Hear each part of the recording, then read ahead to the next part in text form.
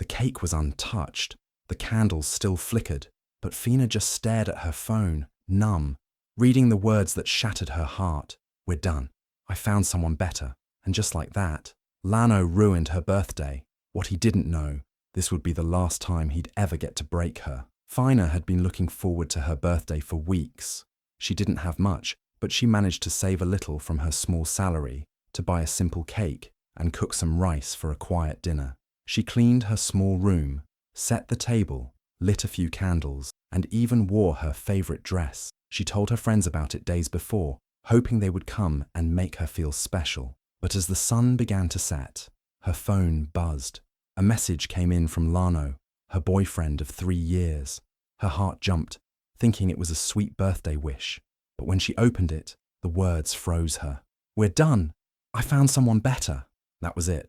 No explanation, no phone call, no goodbye. Just those cold, painful words on the same day she had hoped to feel most loved. She stared at the screen for minutes, hoping it was a joke or mistake, but there was no follow-up message. She called him.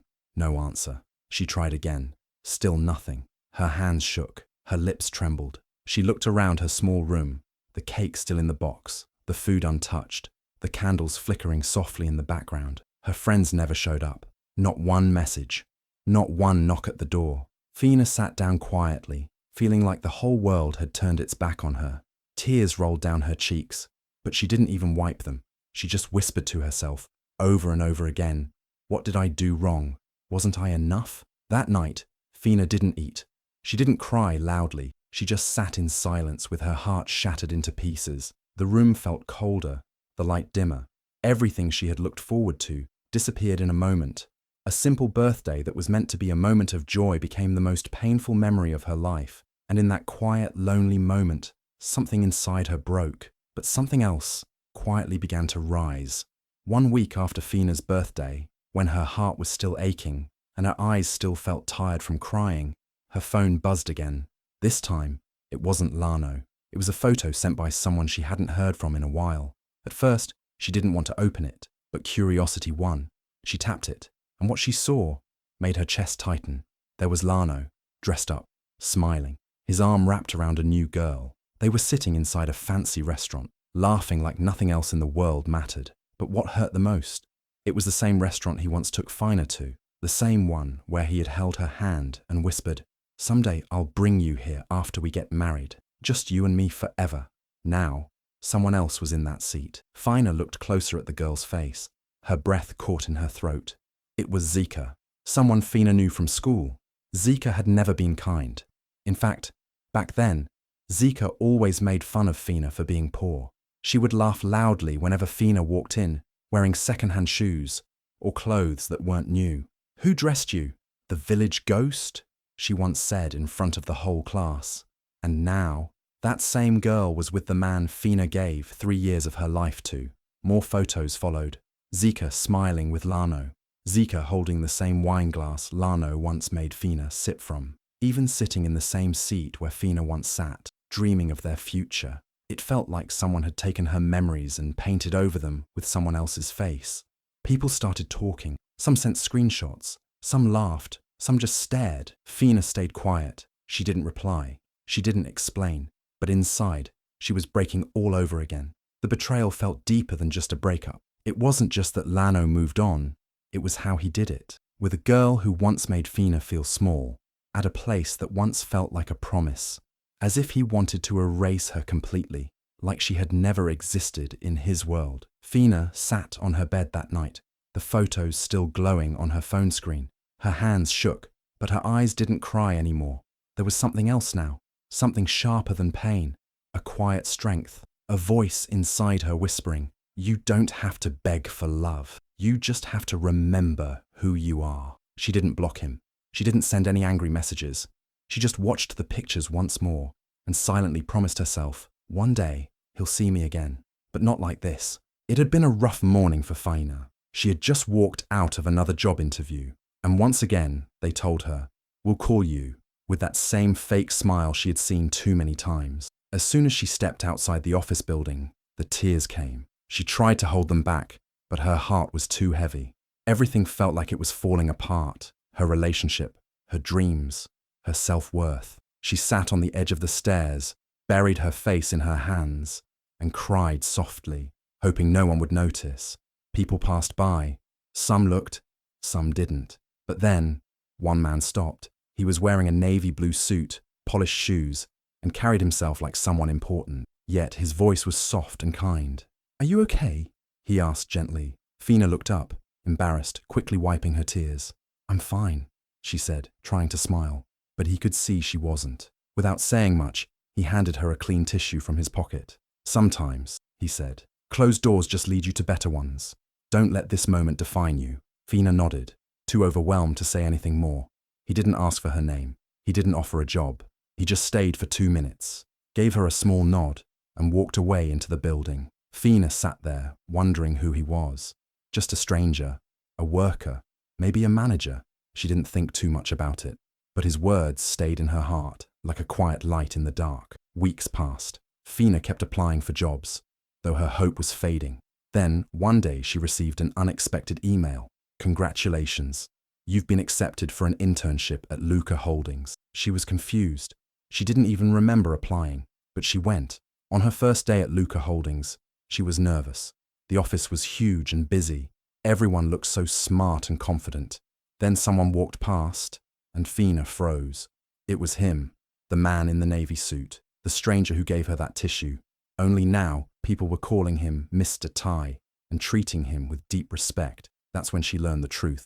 The kind man who comforted her outside the building was Tai Luco, the billionaire owner of Luca Holdings, the one everyone in the city talked about. Fina couldn't believe it. She didn't run up to him.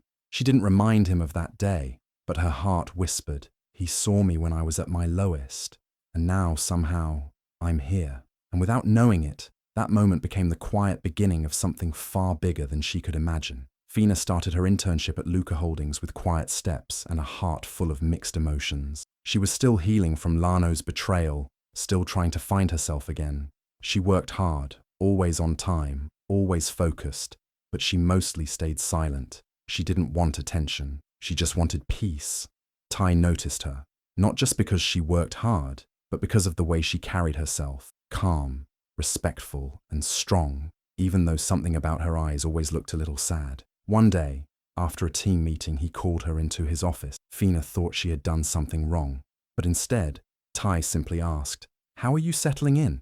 She was surprised. Most bosses didn't care, but he did. From that day, Tai began to check in on her work personally. He asked questions, listened to her ideas, and corrected her gently when she made mistakes. He started inviting her to sit in on big meetings, and even allowed her to help with some small projects. At first, Fina thought maybe he was just being nice, but soon she realized he truly believed in her, not just in what she could do, but in who she was. Over time, their conversations became more open. Tai would sometimes tell her about his own journey, how he built the company from scratch, how he didn't always get along with his family. That's when Fina found out something that made her heart skip a beat. Tai was Lano's elder brother. She didn't know what to say. She felt confused, awkward, even scared. What if he found out she used to date Lano? Would he fire her? Would he change the way he saw her? But Tai never mentioned Lano, not once. It was clear that whatever happened between the brothers had created distance between them. They hadn't spoken in years, so Fina kept it to herself. She focused on her work, and day by day, Tai continued to mentor her. He challenged her to think bigger, dream higher, and speak up. He praised her when she did well and corrected her with kindness when she didn't. He made her feel seen, not for her past, but for her potential. Slowly, something gentle began to grow between them. It wasn't loud, it wasn't fast, but it was real. For the first time in a long while, Fina felt safe again. Not just in her job, but in her heart. She didn't expect to find a new light after being left in the dark, but somehow Tai became that light, guiding her, lifting her, and reminding her that even after pain, something beautiful can begin. The night of the gala was big for Luca Holding. It was their annual celebration, and people from all over the country were invited. Investors, partners, celebrities, and business leaders. Fina was nervous. It was her first time attending something so grand. She stood in front of the mirror, her hands slightly shaking, but when she looked at herself, She almost didn't recognize the woman staring back. Her dress was simple, but elegant. Her hair was pulled back neatly, and her eyes, they no longer looked broken. They held confidence, the kind that only comes from surviving pain and still standing tall. Ty had personally invited her to come with him. He said, "You've earned your place. Walk in like you belong." And she did. The room was filled with lights, music, and laughter. As Fina entered with Ty by her side, people turned to look. Whispers followed. "Who's she? Is that Ty's date?" But Fina kept her chin up. She didn't need their approval. She just needed to breathe and be proud of how far she'd come. Then, across the room, a familiar face appeared. Lano. He had come with a few friends dressed in his usual confident style. But when his eyes landed on Fina, something in his smile faded. He blinked twice, almost as if he couldn't believe it was her. The girl he dumped over text. The girl he thought would cry forever. Now here she was, standing beside his billionaire brother, glowing like a star. Lano's mouth went dry. He watched as Ty gently touched Fina's back while guiding her through the crowd. He watched her laugh, not the shy laugh she used to give him, but a full, joyful laugh that showed she had healed, that she had moved on. And for the first time, Lano felt small. He tried to act normal, but his eyes kept following her. The way she spoke with guests, the way people listened when she talked. She was graceful, she was confident, she was everything he never saw when he had her. Fina saw him too. Their eyes met for a moment, and in that short glance, no words were needed. Her silence said everything. "I've changed, I've grown, and I don't need you anymore." That night, Lano was the one standing alone, watching from a distance. He wasn't the star, he wasn't in control, he was just a memory, a mistake. And the girl he once left behind? She had become untouchable. Fina didn't try to make him jealous. She didn't even try to prove anything. She simply existed in her truth, and that truth was powerful enough to shake him to his core. A few days after the gala, Fina received a knock on her apartment door. She wasn't expecting anyone, and when she opened it, her heart skipped, but not in a good way. It was Lano, standing there with a forced smile, holding a bunch of flowers in one hand and a small photo album in the other. His eyes looked soft, almost sad, but Fina could tell something wasn't real. "Fina," he said, almost like he was out of breath. "I've been thinking about you, about us. I made a mistake." She didn't say anything. She just stood there, calm, watching him. He stepped a little closer and opened the album. Inside were old pictures, the two of them from happier times, birthdays, beach trips, moments they once shared. He flipped through the pages slowly, as if trying to pull her heart back into the past. "I don't know what I was thinking," he continued. "You were always there for me, and I left you for nothing. I miss you. I really do." His voice cracked like he might cry. But Fina had cried enough for both of them already. She didn't feel weak anymore. She didn't feel desperate. In fact, she didn't feel much at all. Then came the flowers, bright, fresh, and expensive. He held them out to her, like they were an apology, big enough to erase everything. She looked at them, then back at him. Finally, she spoke. "Would your new girlfriend be okay with this visit?" Lano blinked. His lips parted, but no words came out. He looked lost, like he didn't expect her to say that. He stood frozen for a second, trying to come up with a reply, but Fina didn't wait. She slowly took a step back, placed her hand on the door and said softly, "That's what I thought." Then she closed the door. No shouting, no crying, no drama. Just a quiet end to a story that had already ended long ago.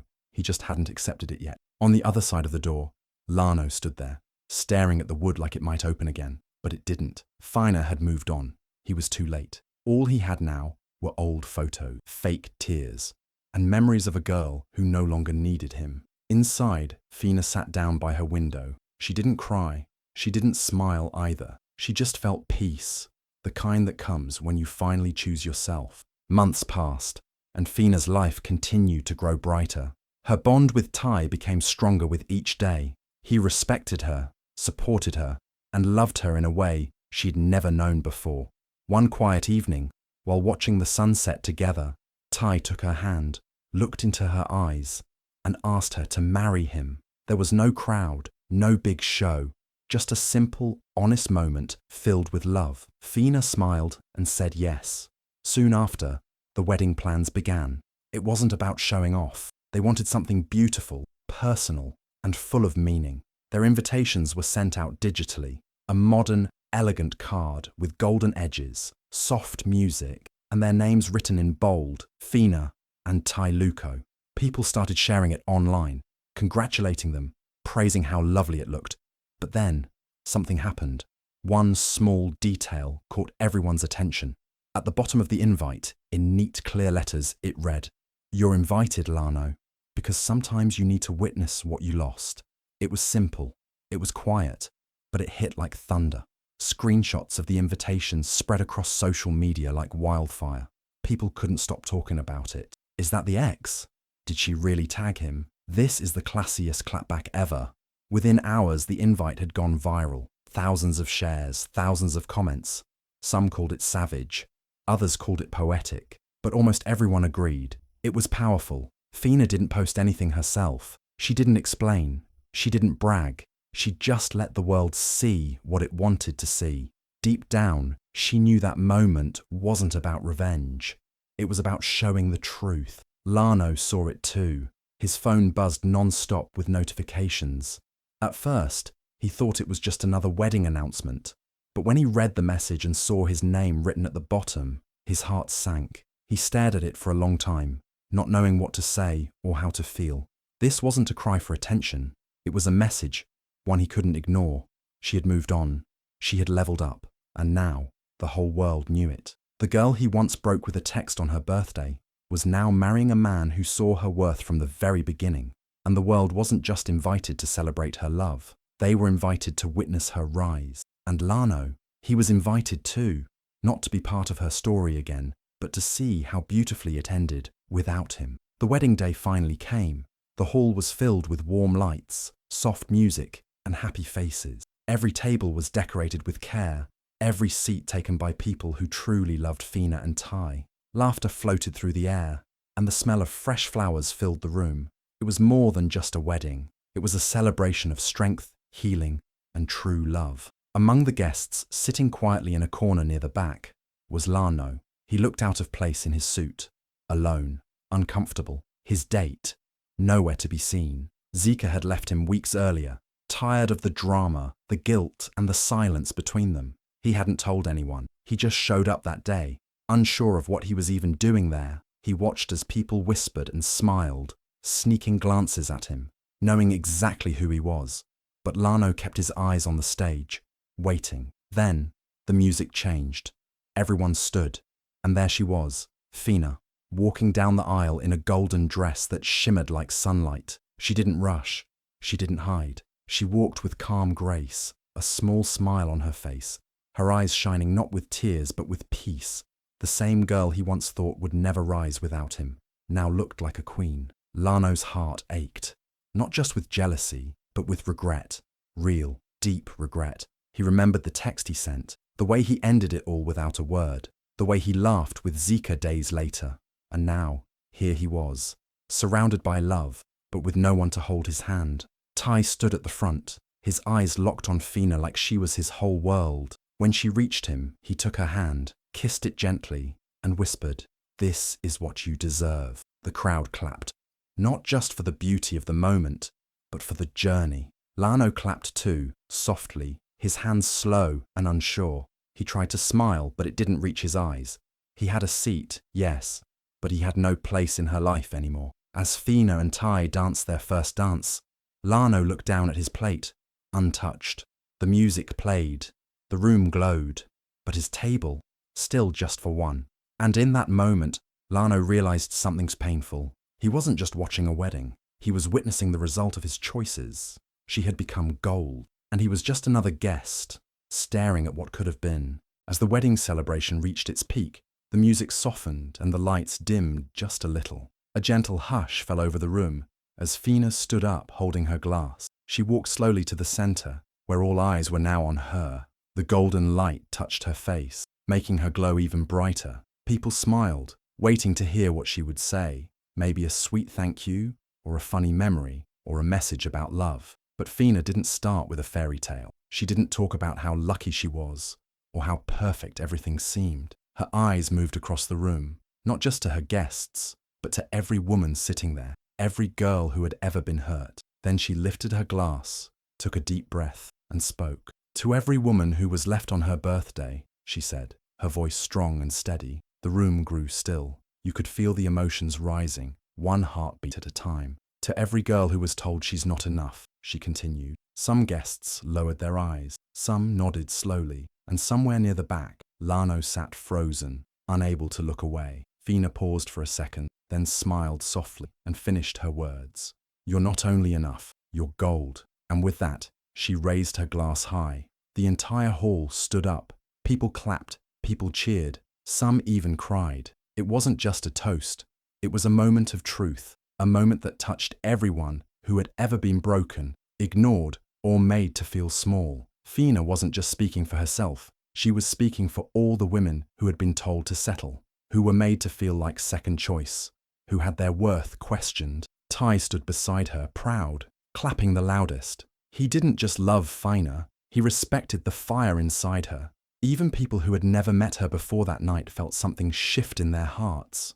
Her words weren't fancy, they weren't long, but they were powerful. And Lano? He sat still, staring down at the table. No one clapped for him. No one turned his way. In that moment, he understood what he had truly lost. Fina took her seat again with grace, her smile calm, her heart full. She hadn't just married the right man. She had healed, grown, and stood tall in front of everyone who ever doubted her. The night continued with music and dancing, but Fina's toast stayed in everyone's mind, because it wasn't just about love. It was about strength, about truth, about knowing your value, and never letting anyone dim your shine again. Months passed after the wedding, but people still talked about it, not just because it was beautiful, but because of the message Fina left behind. She didn't scream, she didn't fight, she didn't try to ruin Lano's life the way he once tried to ruin hers. She simply moved forward, and that was the real power. Fina and Ty had settled into a life full of peace and purpose. One quiet morning, they made an announcement, not with glitter, not with cameras, but with heart.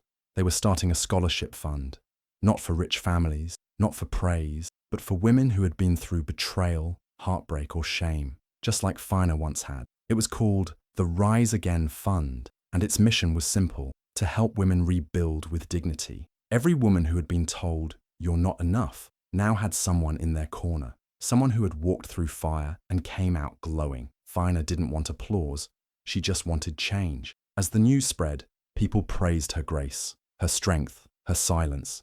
Because while others waste time plotting revenge, Fina chose to heal others. And Lano? He sat alone again, just like he had at the wedding. That one wedding invite had shaken his world. He kept looking back at that message. You're invited, Lano, because sometimes you need to witness what you lost. At first, he thought it was a joke. Then, he thought it was meant to hurt him. But now, he realized it was the truth. She didn't want revenge. She didn't need to destroy him. She just wanted to be free.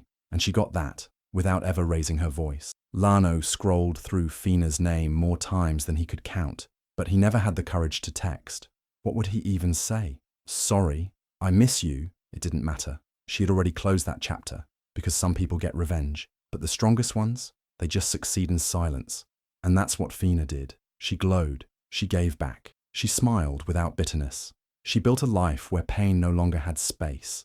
And every time a woman receives help through the scholarship, every time someone chooses healing instead of hate, Fina wins again. Not with noise, but with purpose. That was her closure. Tag a queen who turned pain into power. Share this with every woman who forgot her worth, because healing quietly is louder than any revenge.